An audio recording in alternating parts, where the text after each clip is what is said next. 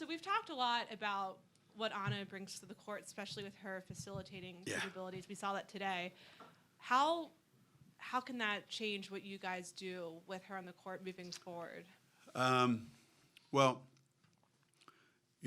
at the beginning of the season, it was hard because she wasn't part of our team. She was out on the floor, but she wasn't really here.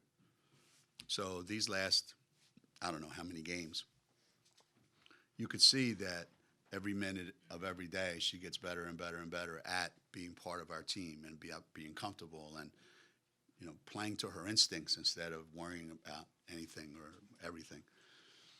So the reason why the ball moved up the floor so quickly in the first half especially was because Crystal's going to push it up the floor, which she did more today than she's done in a while. And then if we throw it Crystal and Kristen, now that's two. And now all of a sudden Anna's looking up the floor and throwing. So now that's three, and that just changes everything. Now instead of making you, if this is the basketball court, and you're coming down the court, we only have two guys. You're here. Now you have three guys. It's here, here, and here. So you're able to use the whole floor coming up in transition, and that's changed. And it's gotten Liv more touches in the lane. It just has a trickle down effect. Not to take necessarily this performance and extrapolate long term, but could you see maybe Anna running the point more consistently moving forward, whether or not that's this season or later? I mean, our best teams have either had one point guard who is at a whole nother level than anybody else in the country, and we've had a bunch of those, or we just spread it around, and that's not to say that Anna can't be the point guard or Crystal can't be the point guard. That our offense should be that we need playmakers out on the floor. The more times that Anna has the ball in her hands, the more times Crystal can become a scorer. The more times that she doesn't have to handle the ball, the less pressure to have to make plays. So yeah, I mean, I don't know if there's a designation for what that is. It's just we need another playmaker out there, and I think she's a great playmaker. Anna is. We were talking about this a little bit yesterday about Anna starting. What was the reasoning behind that today, or was it something you were kind of thinking about yesterday and just? I just waited for somebody to tell me that she should start. So thank you for bringing that up. That's kind of how I make most of my decisions these days. If some woman says you should do this, I go, all right, fine, I'm going to do it. To be honest, that decision was made at some point during the game Monday night, where we realized that we couldn't get the ball moving enough, that we got stuck too many times, and that we were starting the game at a disadvantage, and when we kept starting games slow, and we needed to speed up the offense a little bit. And so at some point during that game, we kind of said, yeah, this experiment at this point is over, and we need to go back to the way we started at the beginning of the season. Looking elsewhere, Olivia really struggled with that Memphis kid last month down in Memphis. Yeah. What did you see from her tonight that turned it around for her and in part for your team too? Those of you that follow our team, you've been around enough to know Liv is one of the most horrendous practice players I've ever had in the history of our program. Why is that? I don't know. She just is. And part of it. The main reason for that is the minute in practice something doesn't go her way, she shuts down because she gets mad at herself. She gets frustrated. Okay. So, the game was Monday night, right? We had off Tuesday. Today's Friday. Wednesday and Thursday, and today's shoot-around were the 3 best days Liv has ever had at Connecticut at practice. And that's why it showed tonight in the game. Carol, I don't know where you are in Cyberland. You're probably watching this, or you're still down at the studio, wherever you are. But I remember Carol Walters one day when I said, you know, eventually you play in games the way you do your practice routine every single day. And then she had like 30 one time, and she practiced horrible the whole week. And she actually said something to me like, guess I proved you wrong. Wow. You don't want to know what happened to Carrie after that. Confidence-wise, So just big guys, the moral of the story is big guys think they don't have to practice great in order to play great. And that's not true, as Liv found out. confidence-wise, just for Kristen to get off to that strong start and 16 points. Given what's ahead and I know it doesn't always translate, but she had been struggling. Yeah, she has been struggling, and she, struggling with her health issues last week before the not practicing at all before the Oregon game. So that was a problem. Feeling like the ball is not going in the basket ever again, that was a problem. And we talked a little bit today about, listen, it's not a coincidence if you look at your games that the games where you are most engaged defensively, where you work really, really hard on the defensive end and you run the floor, are your best offensive games as well. That those two things carry over. When you're sluggish and when you're jogging and when you're not engaged, the ball ain't going in the basket. And when you are, the ball's going in. Kids don't understand that. If I play better defense, if I work harder, if I'm more engaged, the ball's going to go in. The ball went in. You could see it. She couldn't wait to shoot it.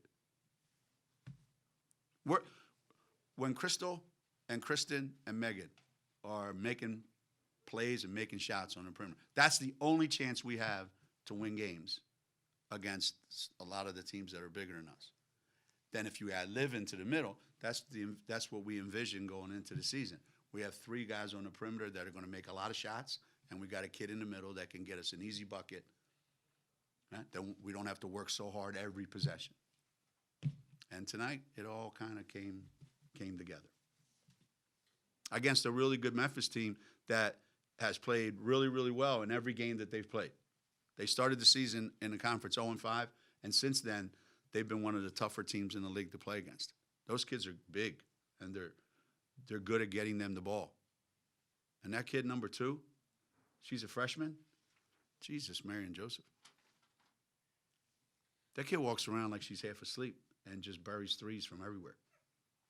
That one she made at the end of the half, there was 2 guys on her.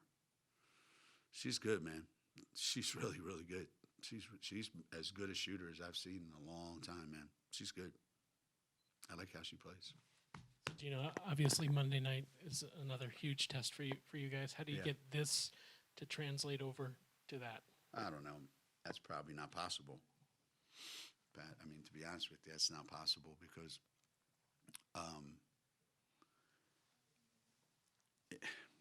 there's a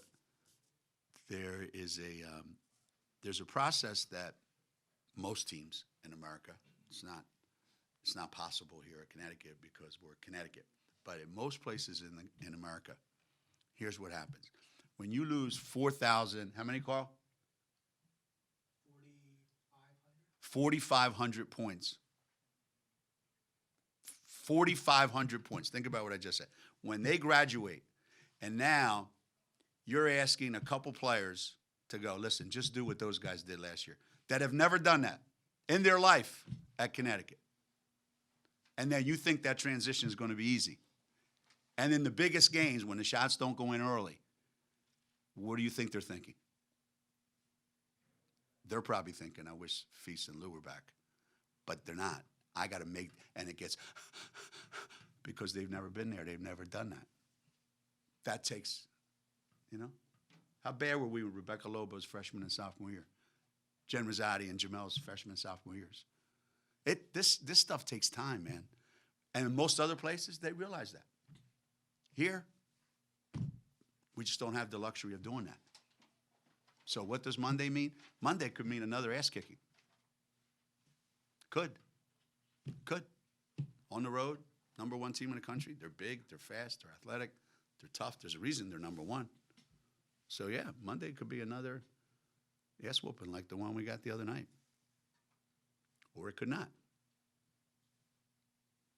Either way, though, that Oregon game made us, I think, see some things, and we got a little better.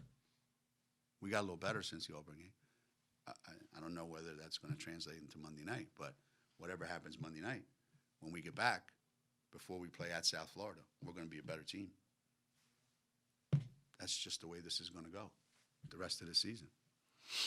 But one of these days, all these guys are going to make huge shots and big plays in a huge game and big moments. And then everything will be right with the world in UConn world. When is that? I don't know. To put Go the ahead. season in a little bit of perspective. Yeah. 27th 21 season in a row. If you can just in context. Yeah, but we lost 2 games already. It's not even middle of February, and we've already lost 2 games. I mean, I got players on my team. I read in the paper that they don't want this to crumble. They don't want the program to fall apart. Who talks like that when they're 20-2 or 19-2? That's the life that has been created here. So things like that, 20-win seasons, they're almost like, eh. But it's pretty neat, isn't it? It's pretty incredible, right? One of the things I keep saying to our players is, listen, you know how hard this is? And sometimes we make it look easy. You know how hard this is? Because if this wasn't really, really hard, do you know how many other teams you would be asking this question to? A lot. But it's hard as hell. This stuff is hard. And every year it gets harder. And I kind of appreciate it more now than I used to, maybe. Maybe I appreciate it more now. This has been the hardest 20 wins that I've had, since I was coaching Megan Patterson and Kerry Bascom, those guys. 20 wins back then was like winning the lottery. This is hard. This is really, really hard. I'm proud of these guys, actually, for the way we responded after the Oregon game. I'll just point out that in 24 of the previous 26 years, you won 30. So 24, the previous 26, we won 30. so There's probably not 24 teams in America that have won 30 games in 1 year. If you think about it. we may, after the Oregon game when Megan struggled, I look up the numbers and against ranked teams and against the top teams, and it's been a struggle. Yeah. Does she have something personally to prove Monday night? I don't know. See, the more you ask those questions, the more she's probably like hyperventilating, going, yeah, I got to play great Monday night or everybody thinks I suck. So if this was golf, if this was tennis, or if this was track and field, then you could say, yeah, Megan's got a lot to prove personally. But if Megan plays lousy on Monday night and we win, that's pretty good for Megan. So I think, the object Monday night is to find a way to win. And she's going to have to be a part of that. Any way you shake it, she's going to have to be a part of that. She's either going to be a big part of our win, or she's going to be a big part of why we didn't win. Because even if you get a triple-double and we didn't win, well, then you know what? You should have got one more rebound. You should have got one more bucket. So it's always... But, yeah. What can I tell you? Anything else? They expected a big crowd Monday night. How many? 18,000? How many does that place hold? 18. Have we ever played there when it's not been sold out? Oh, maybe when you did Kalena's homecoming the first time. No. I mean, since they've gotten really, really good. No? I'll tell you what, if you haven't been down there, that place is loud as hell. That place is loud. Those fans are into it, man. It is loud. It is loud. That'll probably be more people than Anna's seen in her life, screaming at her. This is really going to be fun to watch her reaction. She already didn't get any sun in Poland. She's going to be like that color Monday night.